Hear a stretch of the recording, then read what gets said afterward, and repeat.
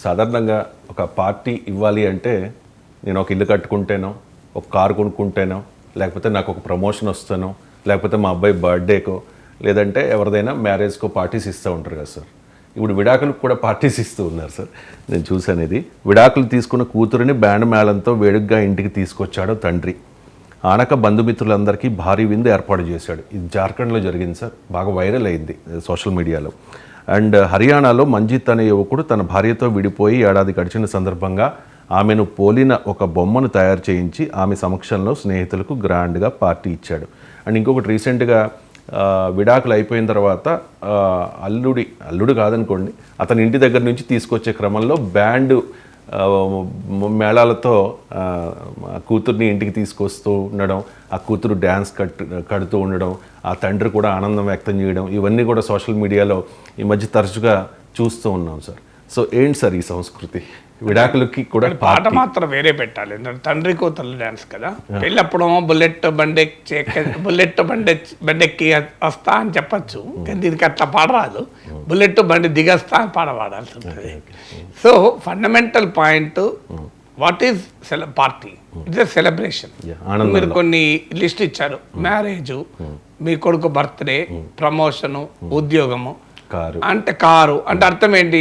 It's మీరు you will celebrate happiness. విడాకులు కూడా హ్యాపీనెస్ అయినప్పుడు సెలబ్రేట్ చేసుకోవచ్చు కదా బై ప్రిన్సిపల్ ప్రకారం. ఇప్పుడు విడాకులు ఎందుకు తీసుకుంటారు? ఒక భయంకరమైన ఫెయిల్డ్ మ్యారేజ్ నుంచి బయటపడటానికే కదా. అందులో అవస్థ ఉండొచ్చు, అణచివేత ఉండొచ్చు, బాధ ఉండొచ్చు. అందువల్ల విడాకులు అనేది need not always be a matter of sadness. అంటే విషాదమే కాకపోవచ్చు, కొన్నిసార్లు ఆ విషాదం నుంచి బయటపడడం కూడా కావచ్చు. ఇప్పుడు 2 ఏళ్ళు టార్చర్ అనిపిస్తుంది ఆ అమ్మాయి, వాడు రోజు కొడతాడు, భయంకరంగా టార్చర్ అనిపిస్తుంది. 2 ఏళ్ళ తర్వాత బయటపడుతుంది, సెలబ్రేషన్ జైలు నుంచి బయటకు వచ్చినట్టు కదా. అందువల్ల by principle celebration of anything, happiness celebrate చేసే అంశం. వాళ్ళకు విడాకులు కూడా హ్యాపీనెస్ ఇచ్చినప్పుడు సెలబ్రేట్ చేసుకుంటున్నారేమో. ఐఎమ్ నాట్ డిఫెండింగ్, ఎగ్జాంపుల్ చెప్తున్నా. రెండవది ఒకదానికి ఉపయోగపడుతుంది. ఎందుకు అంటే ఇప్పుడు విడాకులు అంటే వెంటనే విడాకులు ఇచ్చిన ఒంటరి మహిళ పట్ల ఒక రాంగ్ నోషన్ కూడా సొసైటీలో ఉంటుంది. అంటే ఆమె పట్ల సానుభూతి అని ఉంటుంది, లేకుంటే రాంగ్ నోషన్ అని ఉంటుంది. సానుభూతి అవసరం లేదు, రాంగ్ నోషన్ అవసరం లేదు. ఆమెను ఆమెగా బతకనివ్వాలి. She has every right to live on her own. ఆమె పర్సనల్ లైఫ్ అది. ఎందుకు మ్యారేజ్ ఫెయిల్ అయిందన్నది ఇట్ ఇస్ అబ్సల్యూట్లీ పర్సనల్ వ్యవహారం. కానీ సమాజం ఎట్లా చూస్తుంది? ఇంటి పక్కోడు, ఇంటి ముందోడు, ఏమైంది మీ బిడ్డ విడాకులు ఇచ్చిందట కదా, ఏమైంది బిడ్డ, ఈమె తప్ప, ఆమె తప్ప, వాడిది తప్ప, వీడిది తప్ప అనేది పనికిమాన ముచ్చట్లన్నీ పెడతారు. అవసరమా అది? వాళ్ళ ప్రైవేట్ లైఫ్. ఓకే, ఆమె పట్ల నువ్వు సానుభూతి, అయ్యో బిడ్డ ఎట్లా బతుకుతుంది, ఇక మొగడు విడాకులు మళ్ళీ పెళ్లి కావాలన్నంత సులభం కాదు, ఇవన్నీ నీతులు చెప్తూనే ఉంటారు. She has a right to live on her own అనే నమ్మకం, అనే గౌరవం. అంటే ఒక విడాకులు తీసుకున్న స్త్రీ కూడా గౌరవంగా జీవితంలో ఆమె పని చేసుకోవచ్చు అనే సానుభూతి అవసరం లేదు. అదే సందర్భంలో వ్యతిరేకంగా మాట్లాడాల్సిన అవసరం లేదు. అందువల్ల మేమే విడాకులు తీసుకొని తప్పు చేయలేదు, మేము విడాకులు తీసుకొని నేరం చేయలేదు, మా విడాకులు తీసుకొని మేము బాధలో ఏమి లేము. మీరందరూ ఇంటికి వచ్చి పరామర్శించకండి, అయ్యో అయ్యో అనకండి. ఈ అయ్యో అయ్యో సిండ్రోమ్ అవసరం లేదని చెప్పడం కూడా ఒక ఉద్దేశం కావచ్చు. అందువల్ల ఇక 10 మందికి ముందే మనం పిలిచి అందరూ చెప్పిన ఒక పంచాయతీ లేదు. లేకపోతే ఇక ప్రతి ఒక్కడు ఫలానోని బిడ్డ విడాకులు తీసుకున్నదట కదా, నీకు తెలుసా ఆడిగా చుట్టాలల్లా, బంధువుల, మిత్రుల, దానికన్నా ఒక పార్టీ ఇచ్చేసి అందరూ ఒకటేసారి చెప్పిన అనుకోండి, ఇక డిస్కషన్ ఉండదు, డిబేట్ ఉండదు, చర్చ్ ఉండదు, అయిపోతుంది. అది కూడా ఒక ఉద్దేశం అయి ఉండొచ్చు. బట్ ఏదైనా ఇవాళ పార్టీ చేసుకోవడానికి మనుషులకు అవసరం ఈవెంట్ కావాలి, మార్కెట్కు ఈవెంట్ కావాలి. అందుకే ఒకప్పుడు లేని అన్ని మార్కెట్ సృష్టిస్తోంది, మనుషులు సృష్టించుకుంటున్నారు. మార్కెట్ సృష్టించిన ఒకప్పుడు చూడండి, మనకుందా ఫాదర్స్ డే ఉందా, మదర్స్ డే ఉందా? ఇప్పుడు ఈ మదర్స్ డే కల్చర్ వచ్చింది. మదర్ను రోజు గౌరవిస్తాం, అమ్మను మదర్స్ డే రోజే గ్రీట్ చేస్తామా? ఇది ఎక్కడ కల్చర్? ఇది మన కల్చర్ కాదు. వెస్ట్లో తండ్రి చోట, తల్లిదండ్రుల చోట, పిల్లల చోట ఉంటారు కనుక వాళ్ళు ఒక అకేషన్ పెట్టుకొని ఆ మదర్స్ డే రోజు వచ్చి ఉండాలి గ్రీట్ చేయడానికి. మన అమ్మ మన ఇంట్లోనే ఉంటుంది కదా, వేరే కానీ ఉండవు కదా మనము. కానీ మదర్స్ డే రోజు గ్రీట్ చేయాలి, ఫాదర్స్ డే రోజు గ్రీట్ చేయాలి. మీరు గమనించండి, mother's day, father's day, lover's day ఉంటుంది, పని మనుషుల డే ఎందుకు ఉండదు? నీకు ఎందుకు ఉండాలి కదా? అది కూడా పని మనుషుల డే ఉండి ఆ రోజు పని మనుషులకు చీర పెట్టుడు ఉన్నది ఎక్కడన్నా? డ్రైవర్స్ డే, డ్రైవర్కి ఒక డ్రెస్ కుట్టించాడు ఆ రోజు. వర్కర్స్ డే ఉంటుందా? వర్కర్ డే మేడే ఉండొచ్చు, కానీ ఫ్యామిలీలో నీకు పనిచేసే వాళ్ళు నీకు సేవలు అందించే వారి పట్ల డేస్ ఉండవు. డేలన్నీ ఇవి ఉంటాయి, ఎందుకంటే మార్కెట్ కదా, గిఫ్ట్లు అమ్మాలి. ఇప్పుడు మీకు లవర్స్ డే వచ్చాక, వ్యాలంటైన్ డే వచ్చాక ఎన్ని గిఫ్ట్లు పోతున్నాయి మార్కెట్లో.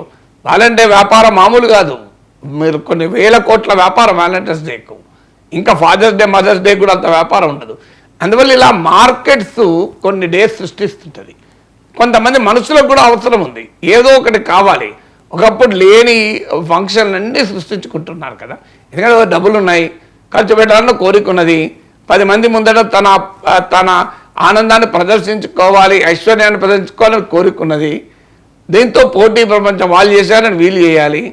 అందువల్ల ఇలా రకరకాల రూపాల్లో తన ఆనందాన్ని వ్యక్తీకరించి 10 మందిని పిలిచి కలిసి మాట్లాడుకోవాలనే యొక్క సామాజికపరమైన అంశం కూడా ఉంది. అదేం నేరం కాదు, తప్పు కాదు కదా. సో డబ్బు నీ కెపాసిటీని మించి చేయకపోవడం అనేదే సూత్రం తప్ప, ఏదో ఒక అకేషన్ ఏదో సందర్భం పెట్టుకొని 10 మందిని కలవడం. అలా కొంతమంది ఇది కూడా జరుపుకుంటారు, ప్రతి మంత్ బర్త్డే జరుపుకుంటారు. అందువల్ల ఇలాంటివి సమాజంలో ట్రెండ్ మారుతుంటుంది. ట్రెండీ అంటారే, ఆ ట్రెండ్ మారుతుంటుంది. ఇప్పుడు కేరళలో కూడా చూశాను, ఫ్యూనరల్ ప్రొసెషన్స్ కూడా నీకు ఇప్పుడు ఏదో ఒక ప్రమాణ స్వీకారం పోయినట్లు ఫ్యూనరల్ ప్రొసెషన్ కూడా ఈవెంట్ ఆర్గనైజర్లు వచ్చారు. అంటే ఫ్యూనరల్ ప్రొసెషన్ అంటే ముందు ఒక అతను ఫలానా వాడు చనిపోయాడు అని అనౌన్స్ చేస్తూ, అతని జీవిత విశేషాలు చెప్తూ, జీవితంలో అద్భుతమైన పనులు చేశాడని చెప్తూ ముందు వెళ్తూ ఉంటుంది వెహికల్. సో ఒక పెద్ద యాక్టివిటీ లాగా పోతుంటుంది. So when death can be a matter of celebration, why not divorce? ఆయన మరణాన్ని కూడా ఒక ఈవెంట్గా మార్చగలిగినప్పుడు ఇదెందుకు మరి విడాకులు ఈవెంట్? సో సమాజంలో మారుతున్నటువంటి సాంస్కృతిక జీవన పోకడలకు ఇది ఒక ఉదాహరణ. రైటా రాంగా అనేది సమాజమే నిర్ణయించుకుంటుంది. మీరు ప్రీచ్ చేయాల్సింది కాదు. ఒకప్పటి సమాజంలో మార్పు చెందుతున్న కొద్దీ మనకు ఒకప్పుడు బర్త్డేలు, కేక్లు కట్ చేయడము కూడా లేదు. 30 ఏళ్ళ 40 ఏళ్ళ క్రితం మీరు గుర్తించుకోండి. మ్యారేజ్ డే అంటే ఒక దేవుని గుడికి పోవడము, బర్త్డే అంటే బిడ్డను తీసుకుని గుడికి పోవడం. సో ఇప్పుడు ఒక బర్త్డే అంటే కేకులు కట్ చేయడం వచ్చింది. సో ఇలా కల్చర్లో ఎక్స్పోజరు గ్లోబలైజేషన్ అవుతున్న కొద్దీ, ప్రపంచం కుగ్రామంగా మారుతున్న కొద్దీ, ఏదో ఒక దేశంలో ఏదో జరిగితే కూడా మన దేశంలో దాన్ని మనం ఇంప్లిమెంట్ కూడా చేయొచ్చు. అందువల్ల దెర్ ఆర్ సెవరల్ రీజన్స్.